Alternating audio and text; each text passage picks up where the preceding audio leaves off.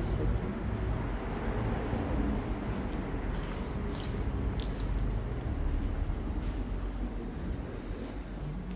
Amém? Fazer uma paz do Senhor, a paz do Senhor, a paz do Senhor. Boa noite. Vamos fazer uma breve oração para a gente iniciar. Senhor Deus Todo-Poderoso, maravilhoso e santo, fiel e verdadeiro, Pai, nós te damos graça pela oportunidade de estar na Tua presença, de lhe adorar, de lhe servir, Pai, de estudar, se aprofundar mais na Tua palavra, meu Pai, pelos momentos de comunhão. Fique conosco, meu Deus, em nome de Jesus Cristo. Tu tens liberdade de agir no nosso meio, Pai. Cura, exorta, edifica, consola. Abre o nosso entendimento para compreender e receber a Tua palavra, Pai. Fala conosco através das Tuas Escrituras, tudo aquilo que o Senhor deseja falar, Pai. Que não seja eu, mas sim o Teu Espírito Santo a ministrar esta aula. Pai, lhe pedimos pelas vidas que estão a caminho, guarda, livra, Senhor, de todo mal, traz em segurança, Pai. Que nessa noite o Senhor receba novamente o nosso culto a Ti ofertado, Pai.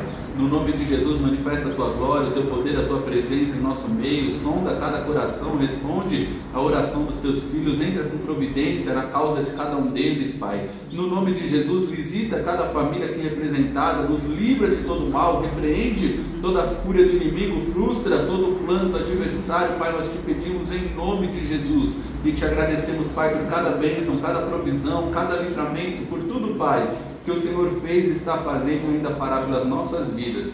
Seja feita não a nossa, mas a Tua vontade, boa, perfeita e agradável, em cada área das nossas vidas. É o que nós Te pedimos e Te agradecemos, em nome de Jesus. Amém e amém. Amém? Amém. Oi?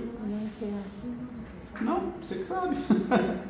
Eu acho que vai ficar um pouquinho chiado, mas deixa assim.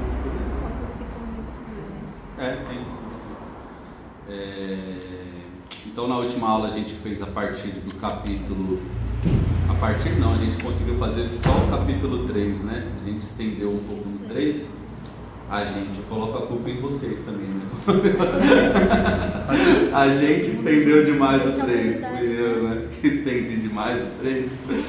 Mas hoje eu vou tentar cumprir o 4, o 5 e o 6. Por quê? Porque a partir do 7 começam as 10 pragas, né? A gente conhece por 10 pragas do Egito.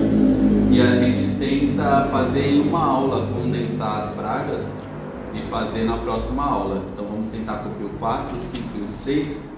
Apesar da gente ter passado alguns minutos aí, eu acho que dá para cumprir os 3 capítulos. Então o Êxodo do 1 até o 15 vai tratar da libertação do povo de Deus dentro do Egito. Do 15 em diante, de santificação, construção do tabernáculo e as leis dadas por Deus. A gente viu no 3 que Deus aparece, né? O anjo do Senhor aparece ali na sarça que ardia e não se queimava para Moisés, faz o chamado. Cada objeção que Moisés apresenta, Deus tinha uma resposta. Só relembrando o que a gente viu na última aula, né? Que aí Moisés pergunta: quem sou eu? Deus diz: eu serei contigo. Moisés pergunta: o que eu vou dizer? Deus: diga que eu sou o que sou, que está te enviando. Aí no 4 eu condensei, eu juntei o 3 e o 4, tratando das objeções, mas é no 4 aqui que ele vai apresentar as últimas 3 objeções. Ele vai perguntar: e se não acreditarem em mim? Deus vai dar sinais para ele, né, da vara, da mão leprosa e da água que se transformaria em sangue. E ele apresenta a objeção de que ele é pesado de boca, que não significa que ele seja gago ou fanho, como alguns pregadores dizem, apenas que ele tem alguma dificuldade. Ele está dizendo que ele não tem facilidade, Pai do Senhor, ele não tem facilidade, ele não tem eloquência, é isso que ele está dizendo. Porque se a gente assumir aqui e dizer que ele é gago ou fanho, como alguns pregadores dizem, a gente vai ter que falar isso sobre Jeremias também, porque Jeremias diz a mesma coisa: eu sou muito moço, não sei falar. Deus fala para ele: não digas que é muito moço. E você não vê ninguém falando que Jeremias era gago ou fanho, né? Então provavelmente é alguma dificuldade que Moisés tem. Então vamos por partes aqui. Primeiro, Deus vai perguntar para ele no capítulo 4, versículo 2, o que é isso que tem na sua mão? O Senhor perguntou a Moisés: o que é isso que você tem na mão? Ele respondeu: um bordão. Em outras traduções vão dizer um cajado, uma vara, é exatamente a mesma coisa. Um bordão, que é a vara que o pastor utilizava ali. O que é interessante a gente notar é que o cajado do pastor tinha uma identidade, uma identificação com o pastor. Lembra quando a gente viu na aula em Gênesis 38 sobre Judá e Tamar, que Judá deixa como garantia com o penhor o cajado dele? O cajado então tem uma identificação com o pastor. O cajado fala da história do pastor. É por isso que Jacó também profetiza sobre os seus filhos. Hebreus vai dizer que ele profetizou apoiado no seu cajado, no seu bordão. Cajado fala de identidade e fala de história. Por que isso é interessante? Porque Deus vai começar a usar aquilo que ele tem na mão. O que ele tem na mão é o cajado, é a história. O que Deus vai fazer? Deus vai começar pela história. Deus está dizendo assim: eu posso usar a sua história, independente do que tenha acontecido, independente das dificuldades, do que passou. Deus pode transformar e usar a sua história para a glória do nome dele. Moisés vai pedir outro sinal, Deus vai dar outro sinal. O segundo sinal, Deus fala: põe a mão no peito. Ele põe, porque no peito, algumas traduções vão dizer no bolso, era uma espécie de bolso que tinha aqui na veste, e ele escondia a mão. Você colocava as mãos quando estava cansado, né? Ou guardava algum objeto. Quando ele coloca a mão e ele tira, a mão está leprosa. Aí Deus fala: põe de novo. Ele põe de novo a mão. Quando ele tira, volta ao normal. Lepra na Bíblia, apesar de ser uma enfermidade, lepra na Bíblia está muito associada a pecado também. Então traz aqui o sentido de que Deus ele é poderoso para instantaneamente nos perdoar, nos purificar de toda lepra e de todo pecado. Deus dá um terceiro sinal para ele. Deus vai dizer: se não acreditarem, no versículo 8, se não acreditarem em você, nem atenderem à evidência do primeiro sinal, talvez acreditarão no segundo. Se eles ainda não acreditarem, no versículo 9, mediante estes dois sinais, nem ouvirem o que você disser, pegue um pouco de água do rio e derrame na terra seca, e a água que você pegou se transformará em sangue.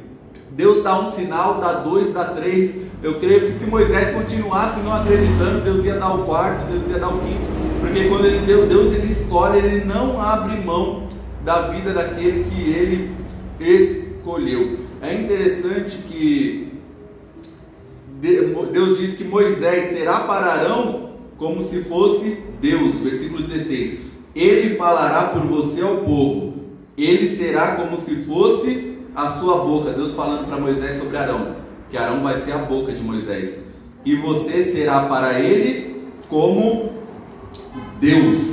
Ou seja, Deus está dizendo para Moisés: você está dizendo que você não sabe falar, só que é o seguinte, eu estou levantando Arão para te ajudar. Você vai ser como Deus e Arão vai ser como a sua boca, como profeta. Olha que interessante, porque o Arão não podia passar por cima da hierarquia, da liderança de Moisés. E o Arão só podia falar aquilo que Moisés desse ordem para ele falar. É interessante isso, porque aqui é a relação de Deus com o profeta. Moisés simbolizando Deus e o Arão simbolizando o profeta. O Arão só pode falar o quê? Aquilo que Moisés ordenar. O profeta só pode falar o quê? Aquilo que Deus ordenar. A gente vê muito profeta inventando profecia hoje em dia, mas o profeta, o Nabi no hebraico, ele é um porta-voz de Deus. Ele não gera uma voz, ele não inventa uma voz, ele é só um porta-voz. O pregador, vou te dar um exemplo. O pregador no Novo Testamento é chamado de arauto. Sabe o que é o arauto, ou o embaixador em outros versículos?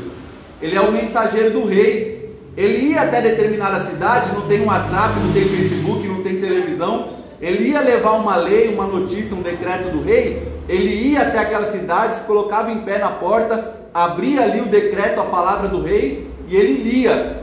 E ele não podia alterar o que o rei disse, ele não podia acrescentar a vontade, a interpretação dele. Ele não podia distorcer o que o rei disse.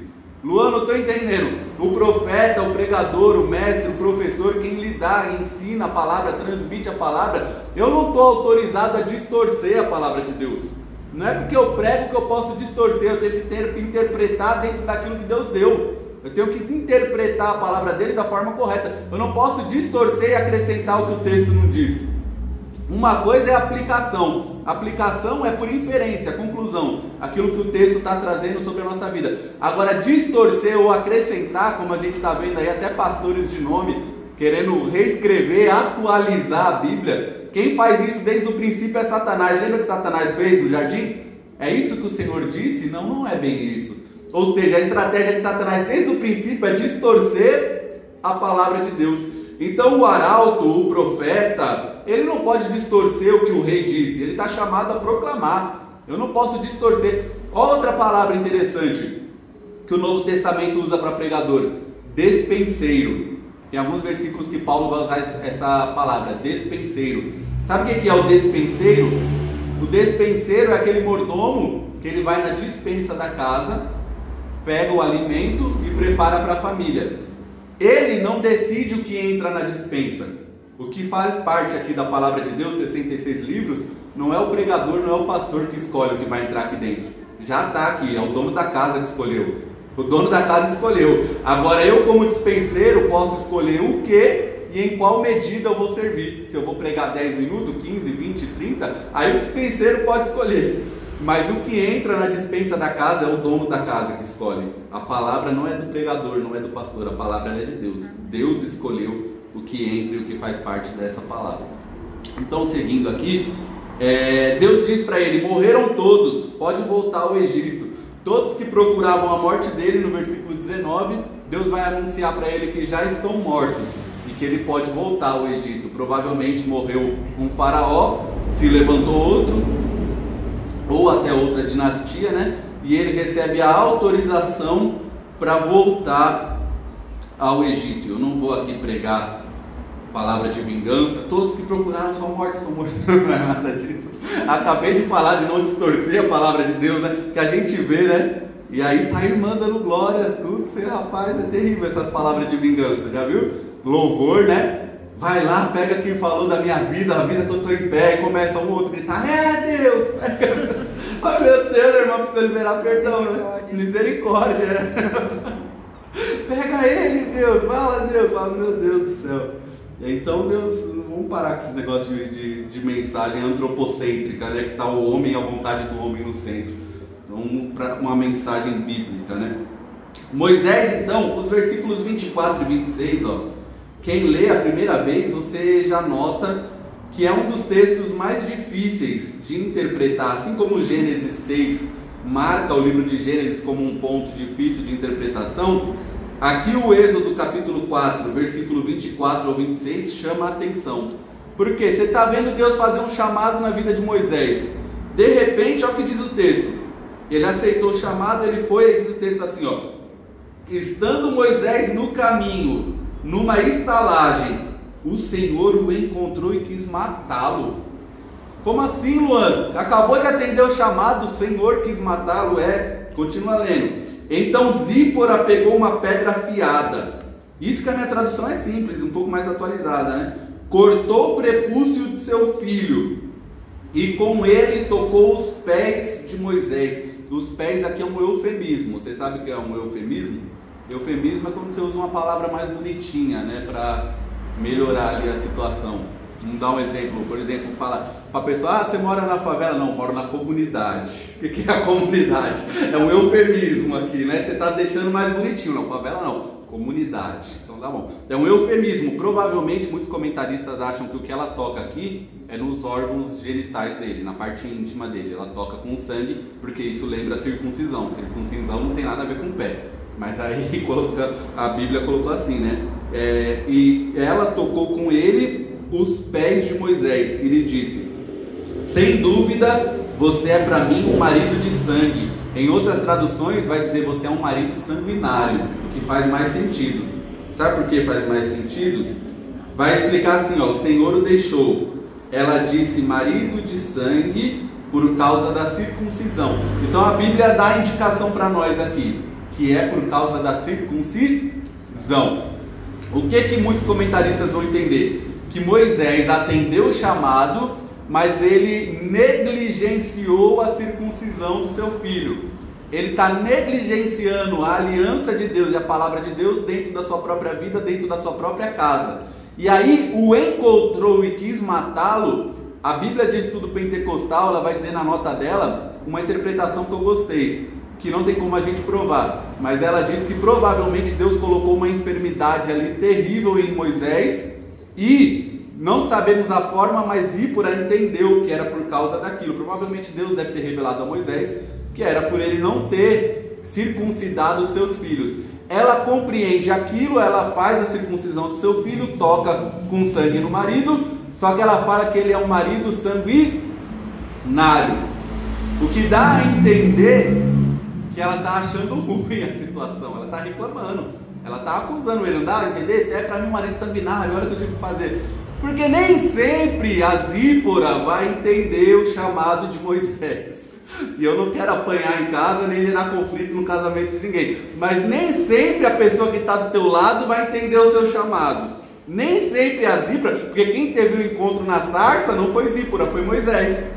Então Moisés entende, Deus está requerendo ele completamente. Porque quem vai pregar, quem vai servir, quem vai profetizar, quem vai libertar é ele, não é? Então Deus, quando ele levanta um homem, ele exige, ele requer para si completamente. Eu não posso deixar falha, não posso deixar brecha.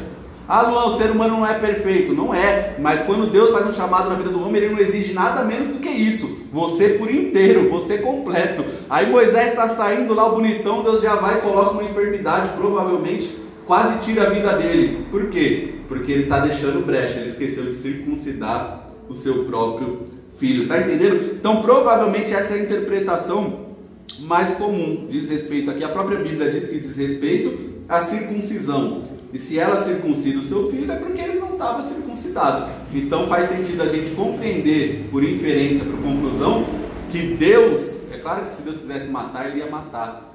A Bíblia diz que Deus quis matar porque Deus provavelmente feriu de alguma forma, talvez com uma enfermidade, de algum modo.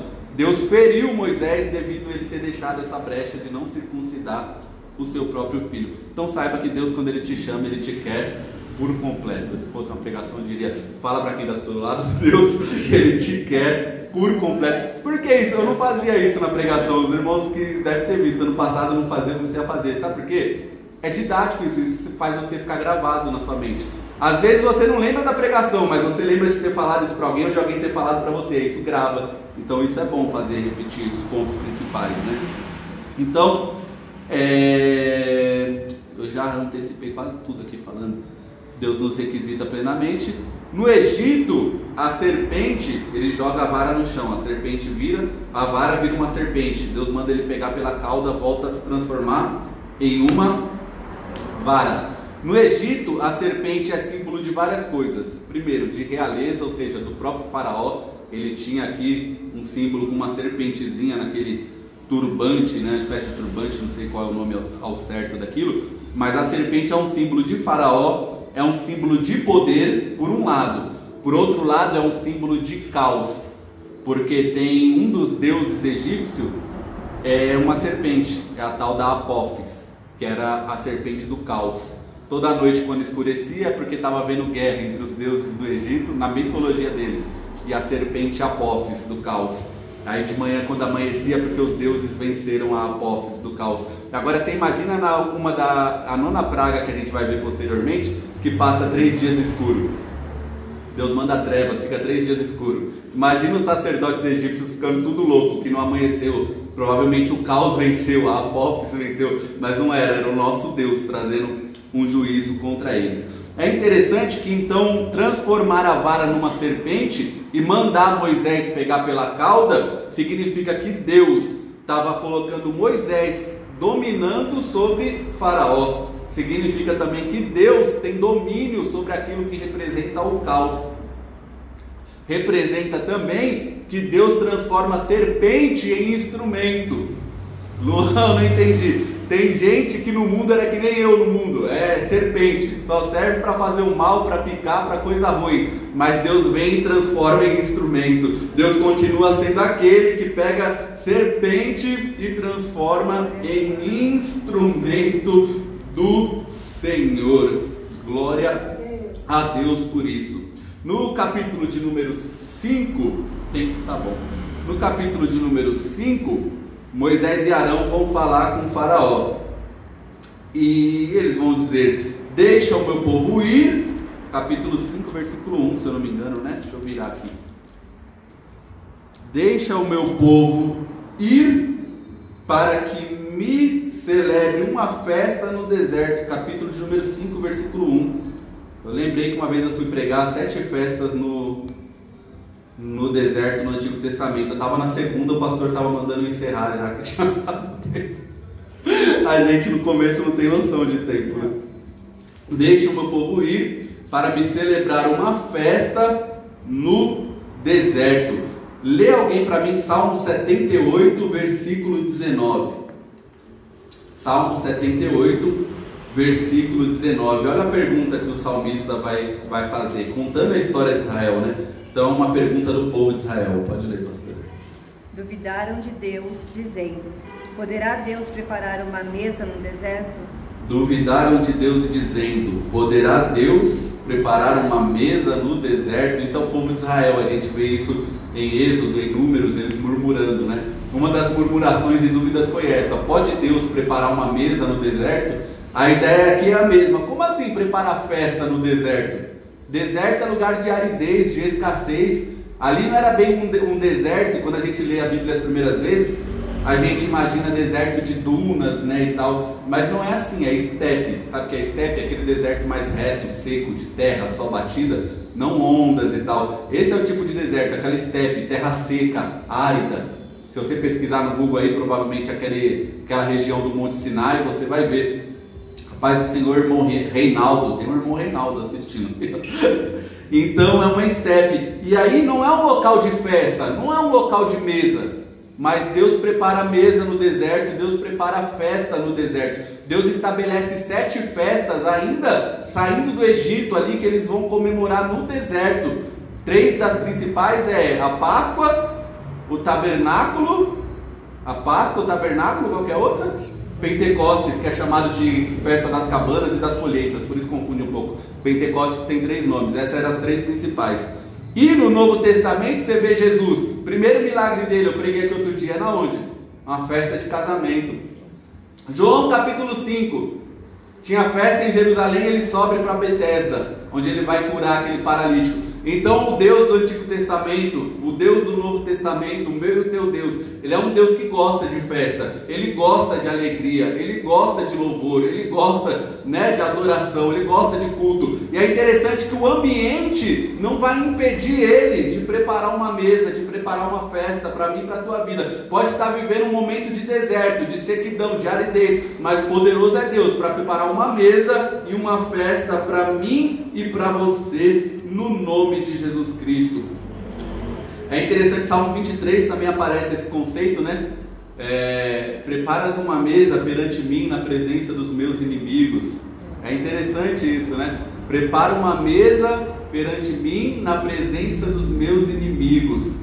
Só que o Apocalipse lá vai dizer que em uma das igrejas Jesus estava do lado de fora e ele batia. E ele diz assim: aquele que ouvir a minha voz e abrir a porta, entrarei, cearei com ele e ele comigo.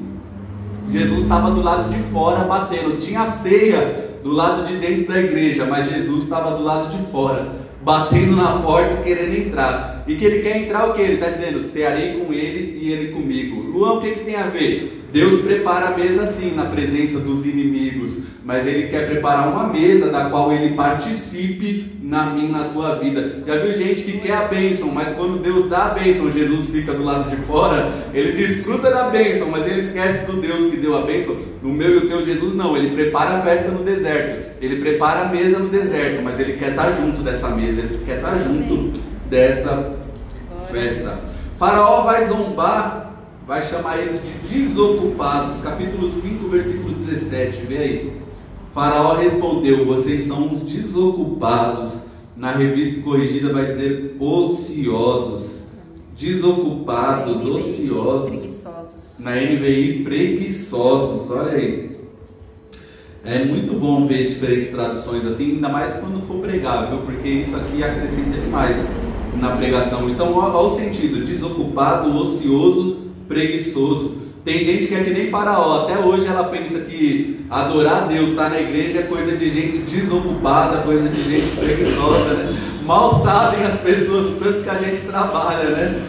Aqueles que Deus proveu um emprego e trabalham, aqueles que não estão trabalhando, Deus abre porta, vai dar porta de emprego, mas a maioria trabalha e trabalha muito. Não é coisa de desocupado estar na igreja, servindo a Deus, buscando a Deus. Pelo contrário, é coisa de quem é ocupado. Lembra que eu disse na última aula, Moisés está fazendo o quê quando Deus chama ele?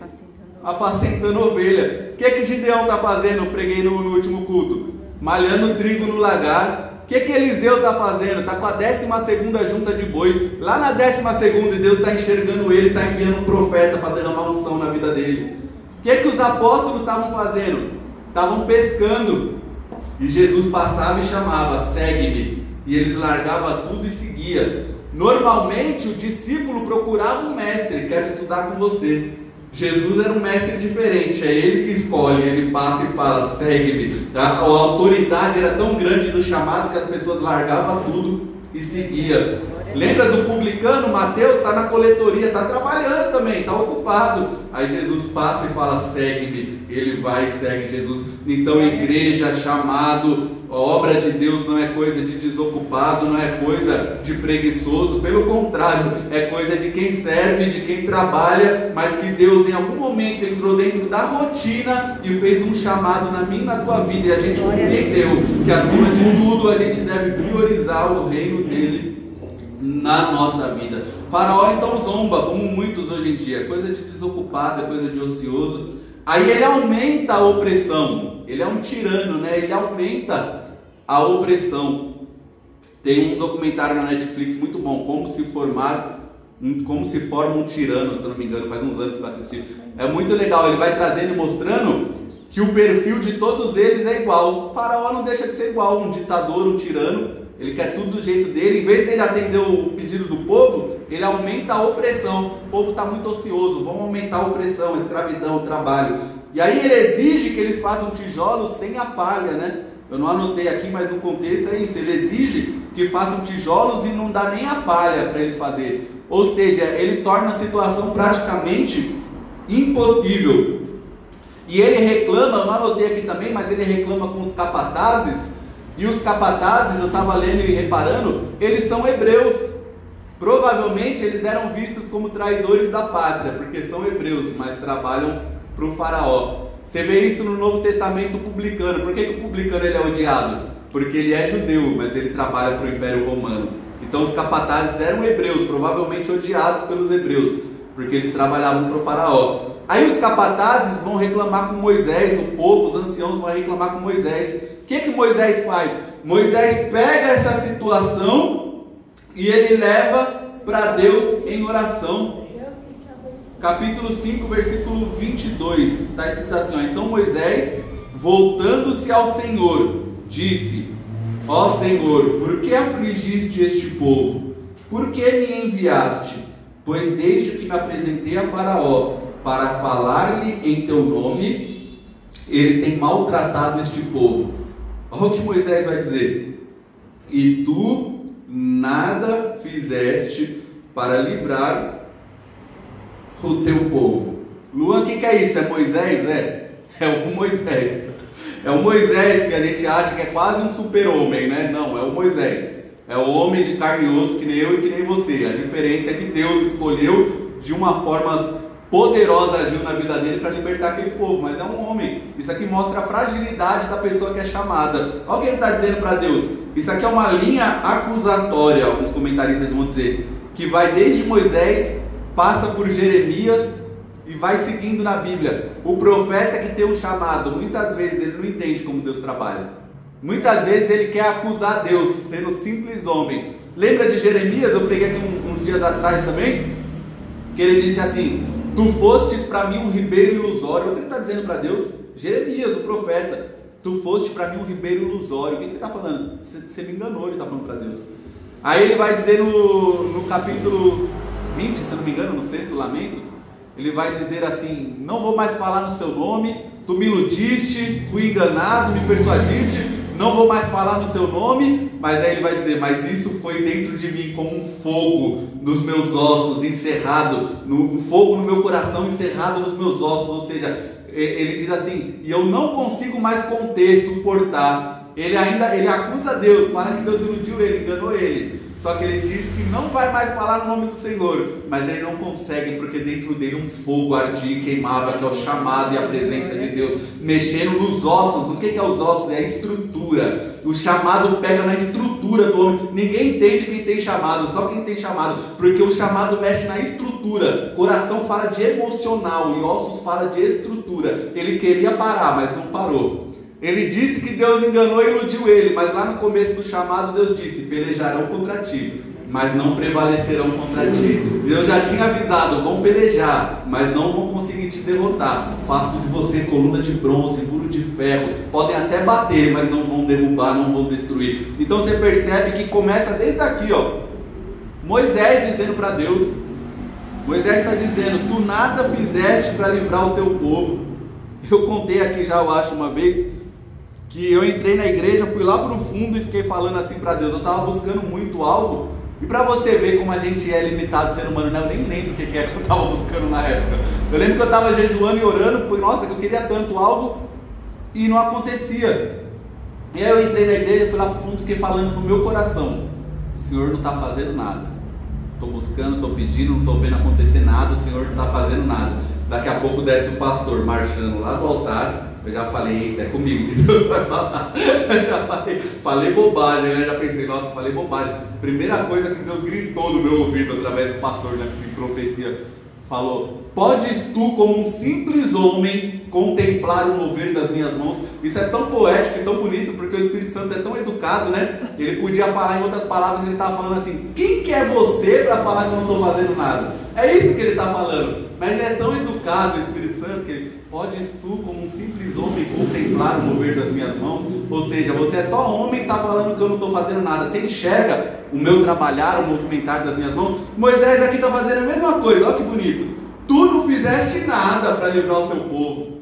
Aí Deus fala: agora você vai ver o que eu vou fazer a Faraó. Porque por mão poderosa os deixará ir, e por mão poderosa os expulsará da tua terra. Então às vezes parece que Deus não está fazendo nada, mas está. Quem é a gente para dizer que Deus não está fazendo nada, né? Mas o interessante é que, apesar dele ficar decepcionado, ele reage da forma certa. Qual que é a forma certa, Luan? Ele não desistiu, ele foi falar com Deus. Eu não sei qual é a área que você tem se sentido decepcionado, frustrado, você tem pensado que algo não acontece, mas a reação certa para mim e para você nessa noite é levar para os pés do Senhor em oração. Deus tem a resposta, Deus tem a mão forte e poderosa para trazer a resposta para a minha e para a tua vida. É interessante que Faraó quer que eles adorem no Egito, mas ele vai dizer que eles não podem fazer isso no Egito. Eu não lembro onde está o versículo aqui ao certo, porque ele vai dizer que o sacrifício de Israel no Egito é abominação. Eu acho que eu devo ter me enganado no capítulo aqui. Moisés vai dizer que é abominação. Por quê? Porque tanto o boi quanto o cordeiro que Israel sacrificaria para Deus, para os egípcios são animais sagrados. Que nem a vaca é na Índia, o boi para o egípcio é sagrado. O boi é o touro Apis, é um deus. O cordeiro é o deus Kinum, se eu não me engano. Então são animais sagrados, eles não aceitariam. Para o egípcio é abominação. Mas isso também tem uma aplicação espiritual para a nossa vida. Por quê? Porque Egito não é lugar de adorar a Deus. Você já viu a pessoa que está no mundo, mas quer adorar a Deus? É o artista, é o cantor de música mundana, profana, que do nada ele vem no show dele e canta um hino de louvor a Deus. Você acha que Deus recebe isso? Egito, mundo, terra estranha, profana e imunda, não é local de você adorar a Deus. Uma coisa é você estar servindo a Deus, outra coisa é você estar no Egito, querendo adorar a Deus no Egito. Lembra de Abraão, Gênesis 12, quando ele edifica altar a vida dele inteira, mas quando ele desce para o Egito, no Egito ele não edifica altar. O mundo não é local de adoração, adoração é aqui, culto é aqui, é na presença de Deus, louvor e adoração a Deus é aqui. Aqui a oferta sobe como um cheiro suave e agradável a Deus, e Deus recebe. Então a oferta a Deus no Egito era abominação dos egípcios.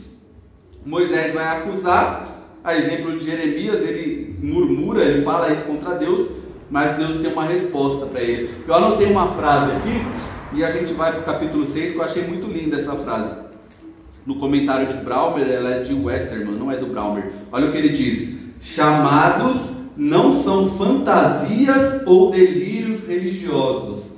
Chamado não é fantasia e nem delírio religioso. É uma realidade concreta que lança a pessoa chamada em uma trajetória que certamente ela não escolheu e nem imaginou. Chamado não são fantasias nem delírios religiosos, são uma realidade concreta que lança a pessoa chamada em uma trajetória que certamente ela não escolheu ou imaginou.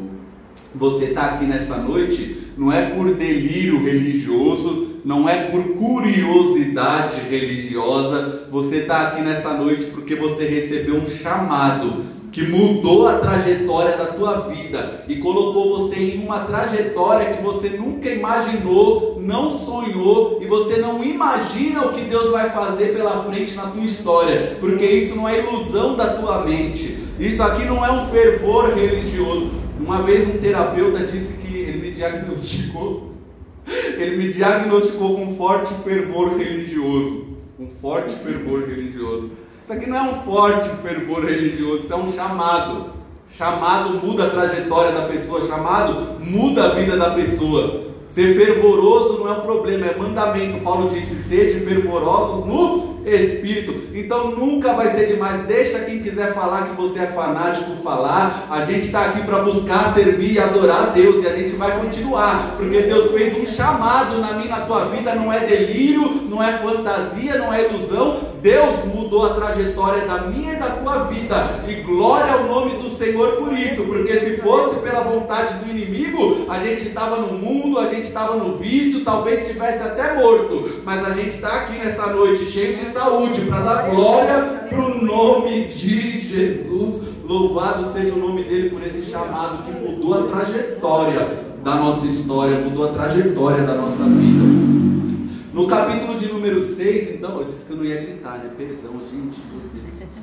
No capítulo de número 6, e a gente encerra no 6, a partir do próximo a gente começa nas pragas. E o livro de Êxodo eu acho que vai levar menos tempo, porque as pragas eu vou tentar condensar numa aula. E eu tenho certeza que os capítulos do tabernáculo a gente não vai ficar, muito detalhadamente. A gente vai ter que dar um estudo simples e objetivo sobre o tabernáculo, que vai juntar ali alguns capítulos. Então não vai durar acho que o Gênesis deve ter sido uns 6 meses, eu acho. A gente ficou aqui, né, pastora? De 15 em 15 dias, eu acho que o Gênesis durou uns 6 meses. Por quê? Porque na internet a gente fazia toda segunda e deu 3 meses e algumas semanas. Então, se aqui a gente fazia de 15 em 15 dias, deu 6 meses, deu metade de um ano estudando Gênesis. Mas o Êxodo vai ser mais enxuto? Enxuto, obrigado. Vai ser mais enxuto o Gênesis. Capítulo 6, então, Deus promete livrar o seu povo e ele conta a genealogia de Moisés e de Arão. Então vamos extrair aqui algumas verdades simples e objetivas sobre este capítulo, e a gente deixa alguns minutos aí para organizar a igreja e iniciar o culto. Deus, então, no meio do desânimo de Moisés, Deus renova as promessas. No meio do desânimo, Deus vem e renova as promessas. Interessante é que se ele renovar, amém, mas se ele não renovar, não tem problema nenhum, viu? Porque quem precisa, eu costumo dizer, quem precisa ficar ouvindo a promessa toda hora somos nós. Deus, ele não esquece uma promessa que ele fez há 5, a 10, a 15 anos. Lembra de Abraão? Passou mais de 10 anos. Ah, Senhor, usa o meu servo Eliezer como filho. Não, Deus não prometeu que ia ser alguém adotado. Deus prometeu que ia nascer de Abraão e de Sara um filho. Só que Moisés passou tanto tempo que ele está diminuindo a promessa. Aí Deus diz: não, um filho nascido de vocês, de Abraão e Sara, que vai ser o cumprimento da promessa. Então, Luan, faz tempo que eu ouvi, continua acreditando, Deus, ele é fiel para cumprir a promessa dele. Somos nós que queremos ficar ouvindo toda hora. Deus não esquece, Deus não tem amnésia, Deus não tem problema. O meu teu Deus, ele não envelhece, ele é eterno. Uma palavra que foi lançada há anos, para ele é como se tivesse sido ontem, ele não esqueceu. É como se fosse hoje, ele não esqueceu a promessa que ele te fez. Olha que interessante isso aqui. Deus vai dizer assim, capítulo 6, versículo 3: aparecia a Abraão, a Isaque e a Jacó como Deus Todo-Poderoso. Deus Todo-Poderoso aqui é o El Shaddai. Mas pelo meu nome, o Senhor, não lhes fui conhecido. Só que tem um problema aqui que a gente precisa interpretar também. Porque em Gênesis capítulo 4, versículo 26, Gênesis capítulo 14, versículo 22, Gênesis capítulo 17, versículo 1, Deus ele é chamado de Yahvé. Yahvé é o Jeová. A maioria das pessoas já ouviu falar Jeová, mas não ouviu falar Yahvé. É o mesmo nome. É porque, biblicamente, no hebraico é Yahvé.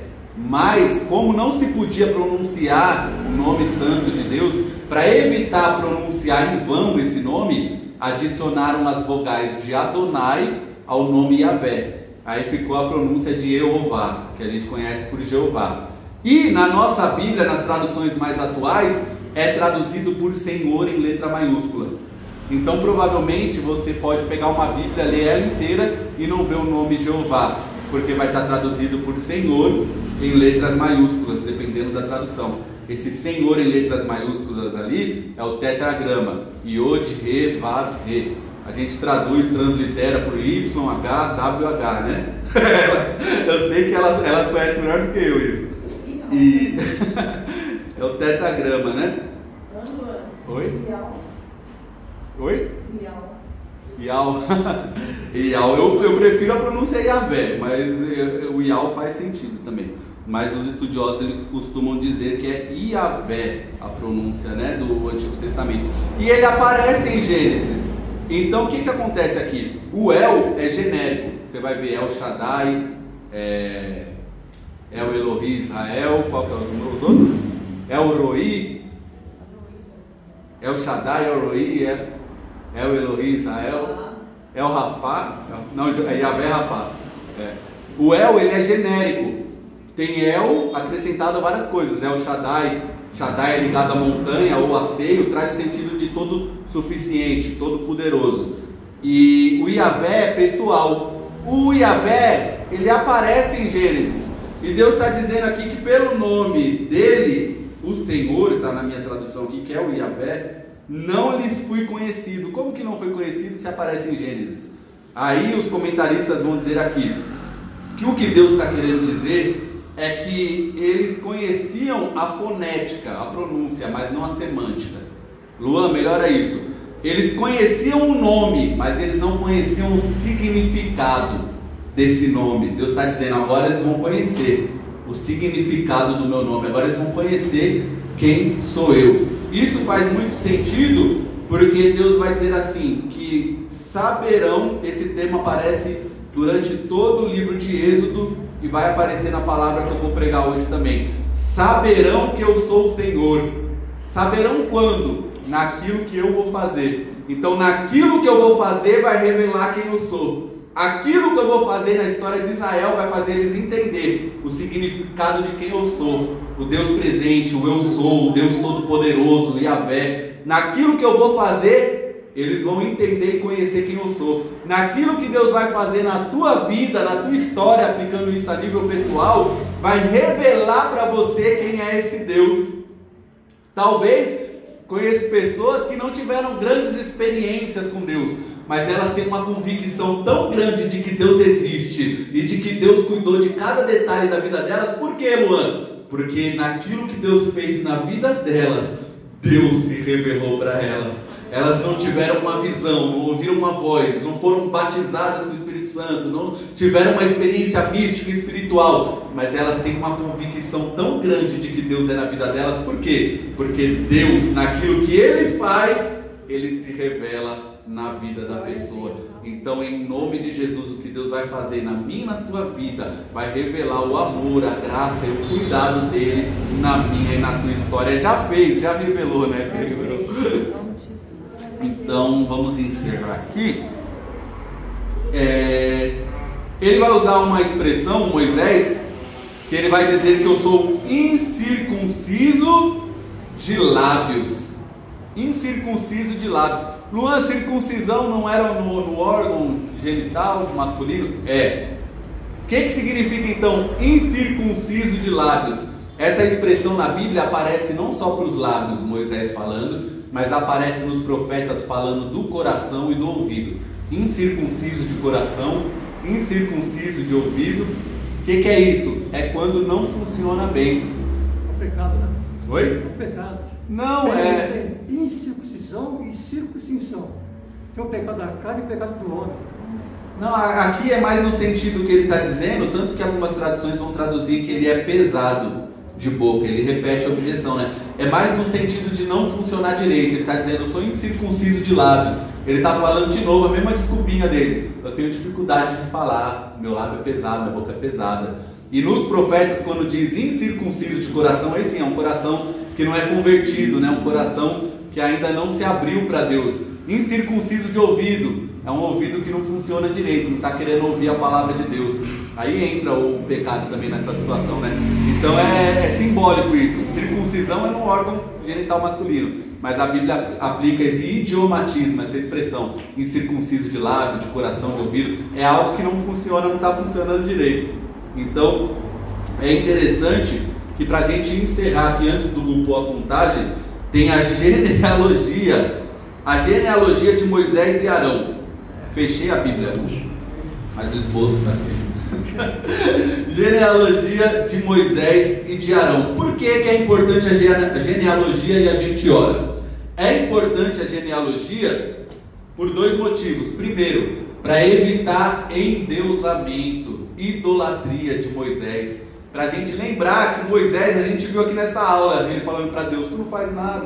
Moisés é só um homem, então tem que ter a genealogia, para a gente sempre saber, era só um homem, era igual eu e você. E o que fez a diferença foi o poder de Deus, foi a presença de Deus na vida dele, foi o chamado de Deus na história dele. Então é só um homem, tem pai, tem avô, tem mãe. Aqui no capítulo 6 vai dizer que ele é filho de Adãrão e Joquebede. Ele é só um homem. E o segundo detalhe, a segunda lição interessante de citar a história dele, é para mostrar que ele tem uma história. Ele não cai de paraquedas aqui no chamado divino. Deus conhece a história dele, sabe de onde ele saiu, sabe de onde tirou ele. Você tem uma história, Deus conhece a tua história. E Deus pode transformar a tua história, como transformava o cajado, a vara, que representa a história, em serpente, e transformava de novo. Usava o cajado, olha que interessante, usava a vara. Estende a mão com a vara, o mar se abria. Não tocou, tá? Que nem filme de Hollywood. Estende a mão. Estendia a mão e o mar abria. Lembra? Toca nas águas do rio Nilo. Aí sim, tocava, virava sangue. O que é isso? É Deus usando a história para fazer milagre. Deus pode usar e vai usar a minha e a tua história para fazer milagre na face dessa terra. Deus vai usar a nossa história na obra dele para a glória do nome de Jesus Cristo. Amém? Vamos orar? Amém. Para a gente encerrar e organizar. 6 minutos, Lu. Senhor Deus Todo-Poderoso, maravilhoso e santo, fiel e verdadeiro, Pai querido e amado, nós te damos graças por este momento, meu Pai, de aprendizado, de estudo, de comunhão, Senhor, meu Deus, acerca da Tua palavra, da Tua presença, Pai.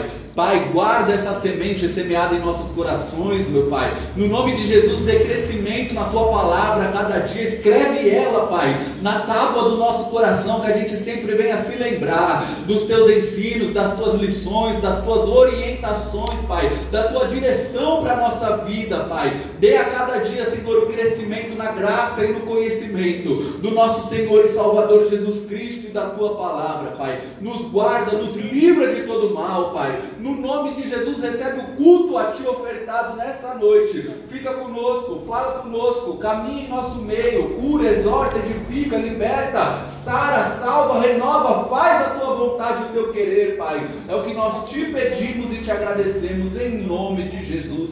Amém.